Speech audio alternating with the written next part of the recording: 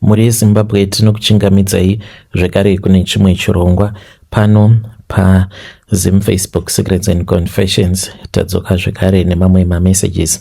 Rekedzai tibva tapinda messages edu atadzoka takakubatirai message edu yekutanga yakamira sekudai so. Hanzi makadi zvenyu mukoma. Ndinokumbirawo kuti munge muchindiposterawo nyaya yangu makavigawo chitupa changu. Ndauyawo pano ndiine confession yangu iyo yandinayo. Ndoda kureururawo kuti ndakatenga chikwambo kumupedza nhamo. Makadii mukoma, please post for me as hiding. Ndainge ndarohwa nenhamo rimwe gore, zvinhu zvainge zvaoma muHarare, madeals ainge ava kuramba kufamba, saka ndainge ndiine best friend yangu uyo wandainge ndichiwirirana naye, uyo wandaiita naye madeals ekutsvaka mari, but kusaidi kwedu zvairamba. Taishanda pamagaba paya kuMbare tichiita basa rekutengesa airtime zvedu, but zvinhu zvainge zvakadhakwa mukoma. Pataigara pacho taigara mumaflats epaMbare paMatapi, saka takazogara pasi neshamwari yangu tikatanga kutaura neshamwari yangu kuti naibhururu saka todii nekuda kweupenyu. Shamwari yangu ndokubva yanditi ngatirombei titsvake malaki kubusiness redu, kana nhamo yakurova usina plan unoita yose yose.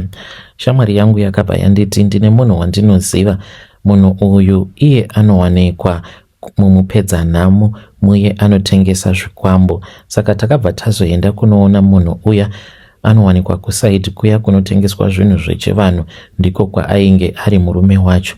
Takasvika tikamuudza kuti tainge tauya kuzotsvaka chikwambo chekuti business redu ringe richifamba. Zvikanzi chikwambo chinoita $30. Chikwambo changu mukachitora chinotengesa zvinhu chiri chega. Zvikwambo zvangu ndinotengesera vanhu vakawanda muno mumusika kuti vange vachiita mari nazvo zvikwambo zvandinenge ndavatengesera. But kana muchinge mashandisa 6 months munofanira kudzoka nechikwambo changu. Mazvinzwa here? Nhai madzisahwira. Saka takabva tatenga, umwe neumwe akatenga chake chikwambo. Mukoma, chikwambo ichocho chinoshanda nekuti pazuva kana ndichiti handina kutengesa, ndinenge ndatengesa 2000 juice cards. Saka pakasvika 6 months ndipo pandakaona kuti 6 months ishoma, nekuti ndainge ndava kunakidzwa nemari yandainge ndichibata pazuva. Ndakabva ndaregera kunodzosera chikwambo changu. Nanhasi ndinacho chinogara muwardrobe bedroom mangu. Pandakapiwa chinhu ichi chainge chisingafemi, iko zvinozvi chava kufema. Saka ndakazodzokera nacho kuna sekuru vaya. Ndakasvika ndikavashaya, vari kunzi vakambodzokera kwavo kuMozambique, havasi kuzivikanwa kuti ivo vachazodzoka kuno kuZimbabwe rini. Saka ndakabva ndafonera friend yangu iri kundiudza kuti kusaidi kwake zviri kufamba zvisingaiti. Ndikati akabva ati ehe. Ndakaenda ndikanodzosera mari yake achiinayo, haana kana dambudziko raari kusangana naro. Mukoma, I regret kuti dai ndakadzosera angu chinhu chemunhu. Saka chikumbiro changu ndava kutsvakawo muprofita anogona kundibatsira. Ndoda vaya vanobata zvikwambo, nekuti pari zvino hachisati chava nedambudziko rekuti chinozoda kunditorera vana vangu pati mumhuri, ndo chiri kukonzeresa mamwe matambudziko. Hakuna ati akwanisa zvake kundibata kuti ndini ndiri kukonzeresa matambudziko ose awo. Vanhu avari kusangana nawo, vana mumhuri vari kudonha, vari kubatwa neiya iyo yatinoti pfari, ndo iri kubata vana vobva vatanga kudonha. Mudzimai wangu iyewo ndiye akazvikonzeresa, akangokaruka andisiya for no reason at all. Saka akabva achizotanga kushandira umwe muchinda wandainzwa zvichinzi mufesi iyeye ainge aine mari. Saka pain yandainge ndiinayo, it was just too much. Saka mukudorambana kwedu kwatakaita, takaramba tichitaura tose. Ndaiti ndikamuti unofanira kuti unge uchidzoka kwandiri, ainge asingandipi response yekuti ehe kana kuti kwete. Kunyangwe ipapo pandakazotanga kugara nebest friend yangu mukomanashi, it was just because ndainge ndisitomborina kana plan. Pandainge ndichigere nemudzimai wangu, ndainge ndichigara kuEpworth. Then paakazondisiya mukoma ndakangoramwawo imba ndokubva ndachizoenda ndikatanga kugara pamaflats aya epambare paMatapi naBhururu wangu. Saka pakuzogara tiri tose ndichiona nhamo, ndichiona kuti kwainge kusina kana kwatainge tichimboenda neupenyu. Apa ndichiona mastatus avo ainge achipostwa ne-ex-wife, ndikati zviri nani kuti ndinge ndichitsvaka zvinondipa mari so that kana iye pachezvake ange achizorwadziwa. Mukomanashi awa ndo matambudziko ari kusanganikwa nawo nehama dzangu even though vasingazvizivi. Apa ndatova nemushonga uyo wandakatora. Chandazodzidza ndechekuti kana uchida kuita ushamwari nen'anga dzakasiyana siyana, tsvaka zvikwambo, nekuti zvikwambo zvinozoti kana zvava kukunetsa unenge uchingofamba uchingobvunzira chete. Saka ndodii zvandakakanganisa mhiko, unenge wava kutoita sekunge utori warehouse yemishonga. Ndine mishonga yakasiyana siyana mukoma mumba mangu. Ndine mishonga imwe inodzinga zvipoko, nekuti pakafa vamwe vatete vangu, kunyangwe ndisirini ndakavauraya vatete, ndakatanga kuona chipoko chavo. Apa vatete ava vane munhu wavakauraya. Saka kana uine munhu waunenge wakauraya, whether wakamuitira mhiko dzeGo Back to Sender, munhu iye akafa, unozoti kana wafa manje pakunotongwa kwako mweya wemunhu iyeye unenge uchifanira kuti unge uchizouripa, ende haufi wakawana zororo, nekuti hakuna anotendedzwa kuti ange achiuraya munhu kunyange ukazviita neGo Back to Sender. Saka vatete vakati vafa tapedza kuvaviga, ndakavaona vaikwanisa kuuya kwandiri sezvo vainge vachizviziva kuti ndainge ndiine chikwambo. Kana wafa unokwanisa kuziva zvose zvinenge zvichiitika. Saka vakadzoka kwandiri, ndakavaona vainge vakapfeka zvinhu zvitema, ndikavabvunza kuti nhai vatete kokupfeka zvinhu zvinotyisa zvitema kudai? Vakabva vati kunzvimbo kwandanga ndaenda ndadzingwa, ndiri kunzi handikwanisi kuwana zororo nekuti ndakauraya munhu. Ndikati saka makatiparira ngozi?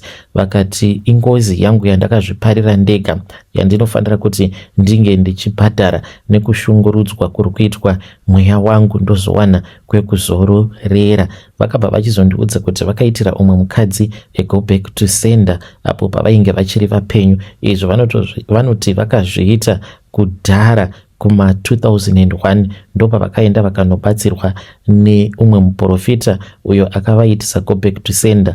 Mukadzi wacho iye uyo wavainge vakabva mukunetsana naye kwava kuchizofa. Saka mweya wake hanzi ndakangoti ndichingofa ndikatomuona ainge akandimirira, akabva ati nguvawo yako yekuti unge uchibhadhara neniwo ndikwanise kuenda kunozorora nekuti ndanga ndakamirira kufa kwako. Saka vatete pandakatanga kuvaona ndikati ina hangu handidi kuti ndirambe ndichingoona chipoko chavo vatete.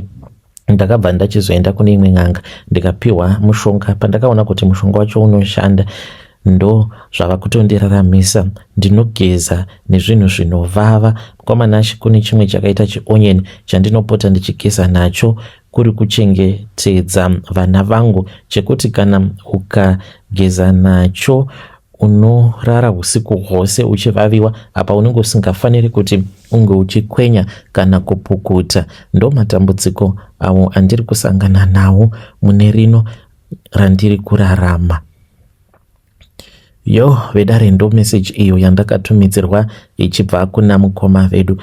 Zvakangoma hazvo vedu we. Pakaipa hanzi kumusha kugoromonzi, asi vainge vakatenga stand vakavakira muEpworth. Zvakangoma hazvo vedu we. Rekedzai tibva taenda panyedu inotevera.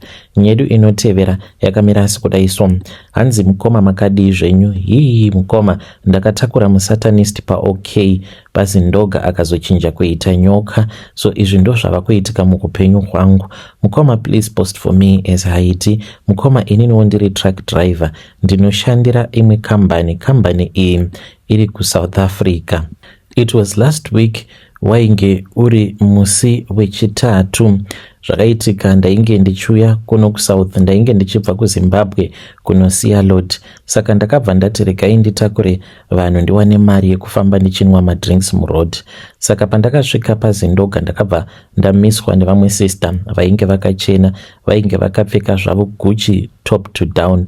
Ndakabva ndamira ndikatakura 6 sister vaya vakapinda mutrack time dzainge dzava kuma 2 PM. Saka takabva tatanga kufamba tichienda hedu. Handina kuzomboda kutakura vamwe vanhu hangu nekuti ndainge ndawana munhu wekufamba ndichitaura naye, nekuti sister ava vainge vachida kuti vange vachizosara mumasvingo. Pavakataura neni nevoice ravo rainge rakanyorovera vakati ndiri kusarira kumasvingo mukwasha. Ndakanyatsokunzwa hana yangu ichirova ndikati ya, uyu mukadzi akazvinakira zvake ende anoratidza kuti anoziva kuti chii chinonzi rudo. Ndainge ndava kutova chiva.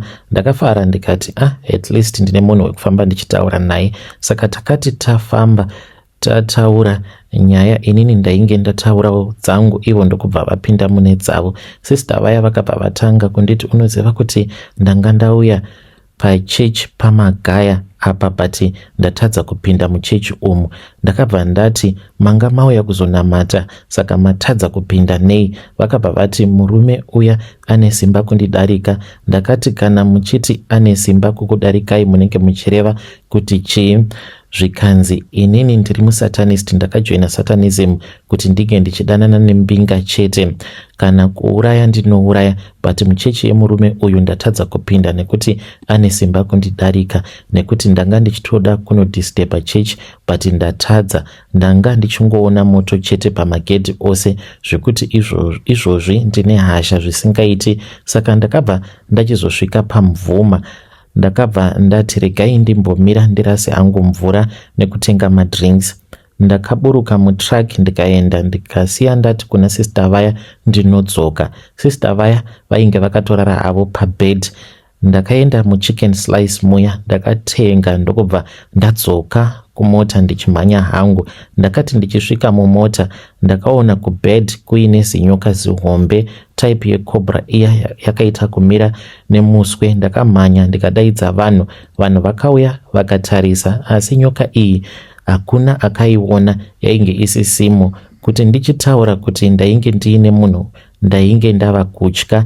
Ndakamira pamvuma paya kusvika ndawana vanhu vaida transport, nekuti ndainge ndava kufunga kuti kana munhu uyu akazodzoka.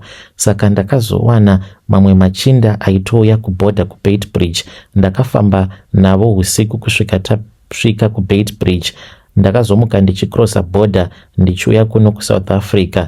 Kubva pandakatakura musatanist uyu ndava kuita dambudziko rekuti ndava kurota mukadzi uya achiuya kwandiri. Saka nezuro ndakamuka ndakaparwa padombo pangu apa. Handisi munhu anochengeta nzara ini, plus dai kwanga kuri kunzi ndini ndakazvipara ndega ndingadai ndakamuka mukoma. Ndakaparwa kuita sekunge munhu akaparwa nekitsi. Handizive mukoma kana kuine vakambosanganawo nazvo kuti mahallucination andakangoita, but kana ari mahallucination kusei ndakazoparwa padumbu kuita sekunge munhu akamarwa nekitsi. Ndiri kutsvakawo muprofita anokwanisa kundibatsira. Iniwo ndiri muprofita, ndinoendawo kuchechi kumasowe. Ndamboedza kuti ndinge ndichitaura nevamwewo vadzidzi vekuchechi vakandipawo munamato. Ndine one uyo wandakangoudza izvo zvandakasangana nazvo. Handibhilivhi mune dzimwe chechi idzo dzemucheno, ndinobhilivha muchiprofita chekuchechi kwedu. Saka ndinotsvakawo rubatsiro kune avo vanenge vachida kundibatsira asi vari vekumasowe. Please ngavakupei mafoni numbers avo. Mhuri yeZimbabwe ndo message iyo yandakatumidzirwa ichibva kuna mukoma vedu. Zvakangooma hazvo vedu we. Rekedzai tibva taenda panyedu inotevera. Nyedu inotevera yakamira sekudai so. Hanzi makadi zvenyu mukoma, ndinokumbirawo kuti munge muchindiposterawo nyaya yangu makavika chitupa changu. Ininiwo ndakati ndatambudzika kwenguva yakareba ndiri muno muSouth Africa. Upenyu hwakambosvika pakuoma mukoma zvekuti ndaienda kurenk ndichinonhongerera madomasi nemaonyeni, ndichifamba ndichinhongerera paya panenge paine zvimisika zvanamagogo, ndonhongerera madomasi aya anenge akaora zvekare nemaonyeni avanenge varasa. Ndaizodzoka ndobva ndabika. Ndainge ndichingogarawo pane chimwe chibuilding maIndia epo vainge vakatipa marumu kuitira kutiwo kana tikazonzwa pachida kupazwa tobva tachizovafonera. Hatina mari yataipiwa, taingopiwawo pekuti tinge tichingogarawo. Saka mukoma ndakati nerimwe zuva ndaona kuti ndainge ndaomerwa neupenyu apa ndichikakuleta kuti ndainge ndatova nearly 7 years ndisina kumbogara ndakadzokera kumusha apa purisa richinetsa, vanhu vaibatwa mazuva acho iwawo. Mukoma nacho ndakati ndava kuda kuziya nenzara. Umwe muNigerian uyo ainge aine chisaluni chake panext door, ndakangoenda kwaari ndikamuudza kuti ndainge ndichikumbirawo kana 10 rand ndainge ndichida kungotenga chingwa nesweet 8. muNigerian uya akapa ati ainge achida kundibatsira, akazoti ndinge ndichizouya kwaari after 2 days. Akanditi pa 2 days une hope dzaucharota, ndoda kuti unge uchizondiudza hope idzodzo. Mukoma nashi zuva rekutanga ndakarota, akauya kwandiri akati rongedza bhegi rako, but chakandinetsa ndechekuti ndainge ndiri kwedu kumusha, so akatouya pamba pedu. Ndikati udzwa nani kuti pano ndo pandinogara? Akangoti nochingorongedza bhegi rako. Ndakabva ndarongedza bhegi ndobva tatanga kufamba. Ndikamubvunza kuti tikuenda kupi, akati tikuenda kuNigeria. Ndokubva ndatopepuka. Pandakapepuka ainge atova makuseni. Apa mukoma ndakarara usiku hwose kana kumbomuka ndichirota hope idzodzo. Then zuva rinotevera racho ndakabva ndachizorota zvekare tainge tava kuNigeria tiri mugomo, tiri painge pachirakidza kuti painge pari pachishrine, asi n'anga yacho tainge tisingaioni. Yaita sekunge yainge iri mumuti because paiva paine muti wainge uchitaura. Saka akazondiudza kuti ndainge ndichifanira kuti ndige ndichivhura bhegi. Pandakavhura bhegi mukoma ndakabva ndaona kuti mubhegi imomo mainge muine musoro waamai, muine musoro wababa nemusoro kamwana kacheche zvekare nemasiblings angu. Ndakabva ndachizobvunza kuti ko misoro yose iyi yandainge ndichiona kasi vabereki vangu vainge vafa here? Akandibata pauma pangu apa. Ndokubva ndatanga kuona vision sekunge munhu ari kuona movie. Ndakaona mukoma nashi ndava nemari, ndava kutogara mune rimwe zimba rainge rakanaka, asi mukadzi wangu yainge iri nyoka, yainge itori nesikarudzi yemunhukadzi nemazamu zvekare. Ndokubva ndachizoudzwa nenyoka kuti yainge ichinzwa kuda ropa. Ndikati unoda ropa rani? Saka yakatanga kutaura mazita evabereki vangu, then nekamwana kaya kacheche kachinzi ndo kainge kari kamwana kangu kandainge ndakaita nomumwe mukadzi, then nemasiblings angu ndova ndakazourayisa. Ndakangorwadziwa nekufa kwavakaita mukoma, nekuti ndakatoita zvekutotsvaka ari mabhinya vose kufa vachipondewa. Apa inini ndichinakirwa nevanhukadzi ndiri mujoni. Pandakamuka mukoma ndakangomuka nekutobvapo ipapo ndikatonotsvaka basa.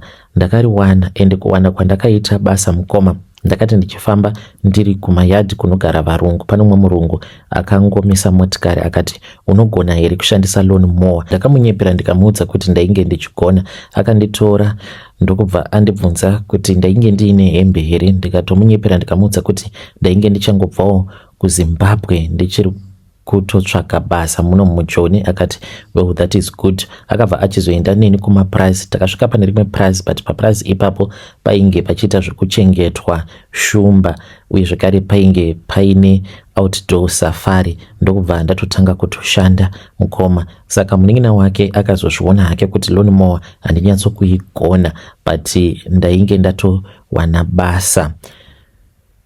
Yo vedare, ndo message iyo yandakatumidzirwa ichibva kuna mukoma vedu.